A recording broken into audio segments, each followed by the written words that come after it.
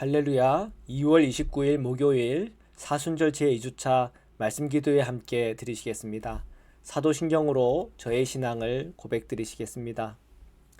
전능하사 천지를 만드신 하나님 아버지를 내가 믿사오며 그 외아들 우리 주 예수 그리스도를 믿사오니 이는 성령으로 잉태하사 동정녀 마리아에게 나시고 본디오 빌라도에게 고난을 받으사 십자가에 못 박혀 죽으시고 장사한 지 사흘 만에 죽은 자 가운데서 다시 살아나시며 하늘에 오르사 전능하신 하나님 우편에 앉아 계시다가 저리로서 산자와 죽은 자를 심판하러 오시리라.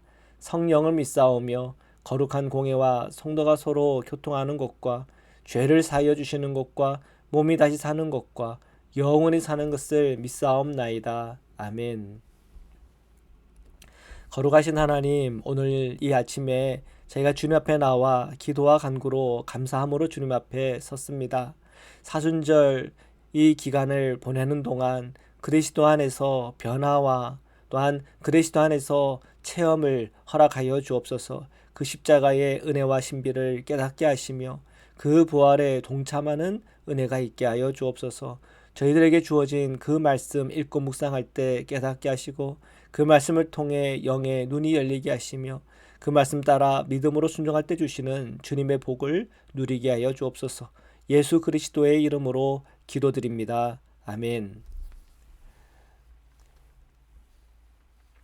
우리 로마서 4장 13절에서 25절의 말씀을 함께 보시겠습니다. 13절부터 읽겠습니다. 아브라함이나 그 후손에게 세상의 상속자가 되리라고 하신 언약은 율법으로 말미암은 것이 아니요 오직 믿음의 의로 말미암은 것이니라. 만일 율법에 속한 자들이 상속자이면 믿음은 헛것이 되고 약속은 파기되었느니라. 아멘. 사도 바울의 메시지죠. 사도 바울이 로마 교인들에게 그 복음을 선포하고 있습니다. 아브라함의 후손은 세상의 상속자가 된다 그랬는데, 그러면 이 세상의 상속자가 되기 위해서 율법으로 된 것이냐 아니면 믿음으로 된 것이냐라는 질문을 하고 있습니다. 사도 바울은 이런 질문을 하고 있죠. 만약에 율법에 속한 자들이 상속자다, 그러면 믿음은 헛것이 되지 않겠냐? 그러면 약속은 파기가 된 것이다. 자, 그렇게 말하는 그 이유는 이제 로마서 전체를 읽어보면 분명한 그 까닭이 나오는데, 사도 바울은 이런 얘기를 하고 있습니다. 하나님께서 아브라함에게 의롭다 한 것은 아브라함이 율법을 잘 지켰기 때문에 그렇냐? 근데 사실은 아브라함이 살던 시대에는 모세의 오경이 없던 시대입니다. 그러면 하나님께서는 아브라함에게 무슨 기준으로 의롭다고 했는가? 바로 믿음입니다.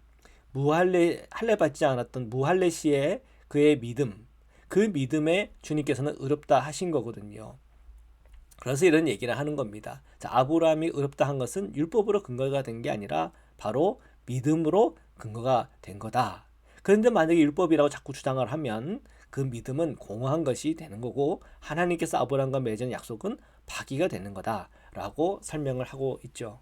자, 15절부터 읽겠습니다.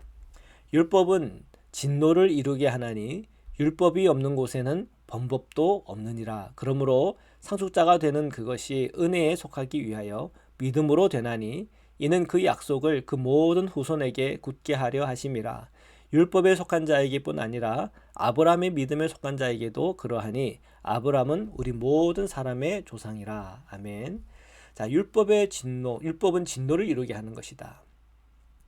이 율법이라고 하는 것은 모세의 율법을 얘기하고 있는 것이죠. 자, 그런데 이 믿음의 법에 관한 것은 무엇이냐? 모세보다 더 이전의 사람, 아브라함까지 올라간다는 것이죠.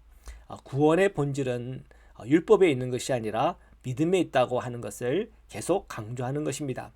자, 만약에 구원의 근거가 믿음에 있다고 한다면 율법을 지키고 안 지키고가 구원을 결정하지 못하는 것이죠. 사도 바울의 관심은 이방인들이 율법에 특별히 절개라든지 또는 할례를 받고 안 받고 또 음식법을 지키고 안 지키고 그것이 구원을 결정하는 것으로 여겨져서 구원의 그 장벽이 높아지는 것에 대하여 염려하고 있는 거죠. 헬라인들은 헬라인들의 문화가 있는 겁니다. 그리고 살았던 방식이 있는 겁니다. 그런데 예수 그리스도를 믿는 그 순간부터 유대의 율법 또 유대의 그 문화를 따르라 라고 했을 때 그들이 갖게 되는 높은 장벽을 경험하는 것 아닙니까? 그런데 사도 바울은 이 믿음으로 의롭다 받는다라고 하는 이 아브라함 때부터 올라온 이 놀라운 구원의 약속에 관하여 예수 그리스도의 복음은 이것과 연관이 되어 있다는 거죠. 더 뿌리를 향하여 나아가는 것입니다. 구원의 본질은 믿음에 있는 것이요. 결코 이 율법에 있는 것이 아니다. 그리고 유대의 문화에 있는 것이 아니다 하는 점을 강조하고 있는 겁니다. 그러나 모세 율법 속에 선하게 사는 삶, 그리고 의롭게 사는 삶, 그런 것을 다 무시하라는 거 아닙니다. 유대 율법에서 나타나는 하나님 사랑, 이웃 사랑에 대한 이 요약을 잘 따르고 지키는 것 중요한 것이죠. 그리스도인이라면 당연히 따라야 될 말씀입니다. 그러나 부차적으로 할례를 받고 안 받고, 그리고 절기를 지키고 안 지키고, 음식법을 지키고 안 지키고, 그런 문화랑 굉장히 깊은 연관이 있기 때문에 그걸로 구원을 결정한다라고 했을 때 이방인들에게는 그것이 높은 장벽이요 부담이 되는 거죠. 그런데 사도 바울은 이 성경의 본질이 무엇이냐, 모세보다 훨씬 이전 사람, 믿음의 조상이라고 할 수 있는 바로 이 아브라함을 소개함으로 그 점에 대해서 아주 분명히 이야기하고 있는 것입니다. 그래서 이런 표현을 쓰고 있습니다. 16절에 상속자가 되는 그것이 은혜에 속하기 위해 믿음으로 된다. 이는 그 약속을 모든 후손에게 굳게 하려 하는 것이다. 율법에 속한 사람뿐 아니라 아브라함의 믿음에 속한 자에게도 그러하다. 여기서 율법에 속한 자는 유대인들입니다. 근데 아브라함의 믿음에 속한 자들은 바로 이방인들이죠. 그래서 이 복음이라고 하는 것은 더 깊이 들여다봐야 되고 더 넓게 확장되는 것임을 사도 바울은 증언하고 있는 것입니다. 17절부터 읽겠습니다. 기록된 바 내가 너를 많은 민족의 조상으로 세웠다 하심과 같으니 그가 믿는 바 하나님은 죽은 자들을 살리시며 없는 것을 있는 것으로 부르시는 이시라. 아브라함이 바랄 수 없는 중에 바라고 믿었으니 이는 내 후손이 이같으리라 하신 말씀대로 많은 민족의 조상이 되게 하려 하심이라. 아멘. 자, 아브라함에게 하나님께서 그 밤에 별을 보여주시면서 너의 자손들은 이렇게 별처럼 빛날 것이고 많을 것이다 라고 하는 약속을 주시죠. 그걸 믿었죠. 그 믿음에 대해서 주님은 그를 의롭다고 생각한 겁니다. 그 믿음은 할례 전의 믿음이요, 할례 후의 믿음도 있죠. 어쨌든 할례 후의 믿음은 유대인들의 믿음이라고 한다면 할례 전의 믿음은 바로 이방인들을 위한 믿음이다. 사도 바울은 그렇게 변증을 하고 있는 것입니다. 자, 이러한 메시지를 우리가 아멘으로 받을 때 우리 그리스도인의 이 믿음으로 구원받는 이 구원은, 또한 이 기독교의 구원은 차별이 없는 것이요, 문화적인 장벽이 없는 것입니다. 왜? 예수 그리스도를 믿으면 구원을 받는 거니까. 그래서 사도 바울은 이 믿음을 이야기할 때 이 믿음 안에는 예수 그리스도를 나의 구주, 나의 하나님을 믿는 이 믿음도 믿음이지만 또 이 믿음의 교훈이 바로 차별이 없고 장벽이 없다는 겁니다. 누구나 믿고 구원받을 수 있는 그 문이 열렸다는 것이죠. 이것을 생각할 때 그리스도인들은 서로를 사랑하고 또 서로에 대한 차별을 없애고 그리스도 안에서 한 형제요 한 자매로서 받아들일 수 있는 넉넉한 마음을 늘 가지고 살아가야 할 것입니다. 자, 계속해서 우리가 말씀을 보겠습니다. 19절에서 22절을 읽겠습니다. 그가 백성화되어 자기 몸이 죽은 것 같고 사라의 태가 죽은 것 같음을 알고도 믿음이 약해지지 아니하고 믿음이 없어 하나님의 약속을 의심하지 않고 믿음으로 견고하여져서 하나님께 영광을 돌리며 약속하신 그것을 또한 능히 이루실 줄을 확신하였으니 그러므로 그것이 그에게 의로 여겨졌느니라. 아멘. 자, 아브라함은 백성화되어 자기 몸이 죽은 것 같음을 알고 사라의 태 죽은 것 같음을 알고도 믿음이 약해지지 않았다. 자, 이 100세 때의 이 믿음은 할례 후의 믿음이죠. 어쨌든 그의 그 믿음이라고 하는 것은 견고하였고 또 그 약속하신 것을 능히 이루어질 것에 대한 분명한 믿음과 확신을 가지고 주님 앞에 섰다고 하는 것입니다. 자, 이러한 이 아브라함의 믿음을 통해서 우리가 알아야 될 것, 우리가 늘 마음에 염두해야 될 것은 믿음으로 구원받는 이 구원은 얼마나 놀라운 것인지, 여성이나 남성이나 그리고 할례자나 무할례자나 종이나 주인이나 어떤 인종이든 또 어떤 사람이든 거기에는 뭐 세리나 뭐 창녀나 또는 뭐 배신자나 할 것 없이 그 구원의 문을 활짝 열려놨다고 하는 것입니다. 우리가 아직 죄인 되었을 때 그리스도께서 죽으심으로 하나님의 사랑을 확증했다 그랬습니다. 하나님의 그 사랑이라고 하는 것은 사실 우리가 아직 죄인 됐을 때 이미 우리에게 부어졌다고 하는 것을 기억해야 되는 겁니다. 그런 의미에서 우리에게는 어떤 그 죄에 대해서 평등하고 구원에 관해서도 평등하다는 것을 기억해야 됩니다. 더 큰 죄인, 덜 죄인이 없다는 거죠. 하나님의 이 시선 안에서는 모든 사람이 죄인인 겁니다. 결국은 죽음에 이를 수밖에 없는 죄인이라는 거죠. 우리는 우리의 눈으로는 좀 더 의롭고 덜 의롭고 하는 것을 자꾸 우리는 저울질을 하려고 하는 경향이 있죠. 그것이 물론 필요합니다. 필요 없는 것이 아닙니다. 그러나 우리가 사람을 정죄함으로 우리가 사람을 미워하고 또 하나님의 그 구원이 그 형제들에게 자매들에게 임해야 되는 이 성경 사명을 완수하지 못한다고 한다면 그것에 대한 우리의 반성이 필요한 것이죠. 우리가 그리스도인이 되었을 때 그리스도인에서 책임이 있고 윤리적인 도덕적인 선한 삶을 살아야 되는 것은 너무나 당연한 것입니다.